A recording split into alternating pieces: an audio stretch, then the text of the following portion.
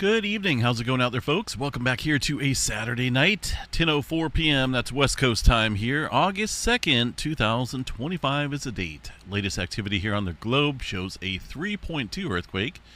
And the red flag down here across New Zealand. A little bit of uptick going on there. Actually, a lot of movement globally happening right now. Also, this rare quake over here around the New York area. Look at this earthquake striking out here earlier this evening. Now, you know, a lot of people will think, well, it's only a three-pointer, right? What big of a deal is that? And you're right, it is only a three-pointer, but it is in a region here of a little concern because they have historically had some larger events out here about 300 years ago or so. But check out how far this was felt here from a 3.0 earthquake. And that's just due to the type of sediment that's out here, a little bit more brittle type of rock. And over here around New York, I mean, look, it struck pretty close to New York down here. But down here around New York, specifically the lower Manhattan area, I believe it is actually built on landfill, which was decades of accumulated garbage and construction debris that the city got built on. And that is bad news there for the folks that live in the area, because when earthquakes strikes this region is not going to be good. And I want to show you guys here real quick historical data in this area. Larger events. Where'd my larger event go? Is right here. Here we go. Okay, I got a number of USGS windows open, but we'll look at them all here in just a minute. I want to show you guys here historically in this area. Remember that 4.8 last year here? That happened just to the west of today's event, which was a little bit closer here to New York. There was a decent swarm there around New Jersey as well. One of the largest quakes felt there in quite a long time. New York, though, looks like back in 1737, you know, almost 300 years ago, we had a 4.8. That's a decent-sized earthquake. Something like that today would be quite damaging here for the area.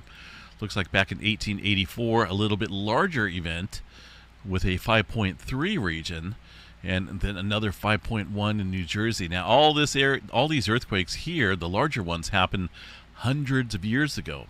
So, you know, we built up a lot of infrastructure and population density out here since then. But big quakes can occur out here along the East Coast. Look at this big earthquake up here in the New Hampshire area, 6.5 back in 1638. Lots of time has passed out here. So we can get some big earthquakes out here. That is a fact.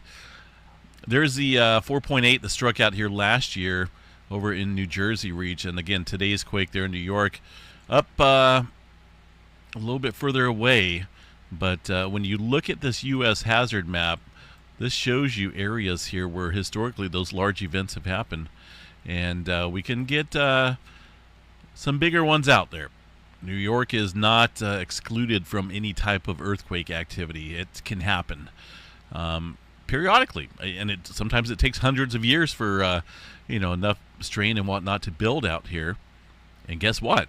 It's been hundreds of years. So we do got to watch out here for maybe some larger movement around the New York area. 3.0. There was quite a few reports coming in there. The did you feel it responses at a distance as well. Pretty crazy to think that someone, so far away felt that. But again, it's all got to do with that type of sediment that's out here that can allow for that shaking to be felt at a farther distance compared to a 3.0 here along the West Coast. But the North American plate in general has been on the move ever since that 8.8 earthquake there a number of days ago off the coast of the Kamchatka, Russia area. Got some movement happening up here in Kansas as well with a 3.4. Some of these are getting a little bit larger. About 3 miles deep underneath this area outside of Salina here. Now, a little uncertain on if the ocean, I would hope the ocean's not out there, right? I wanted to check the satellite view. A little uncertain on if there's any oil pumping operations or whatnot underneath this area of Kansas. I know a lot of people think Kansas is flat, but that's not the case. Some areas are, but there's a lot of hills out here as well. I don't know about specifically this region, but we could be looking at maybe some unknown faults out here getting activated because Kansas really doesn't sit in a zone of seismic hazard. But over the past 30 days or so, it's been way more active than normal up here in Kansas. Got 18 earthquakes of some decent magnitudes, 2s and 4s.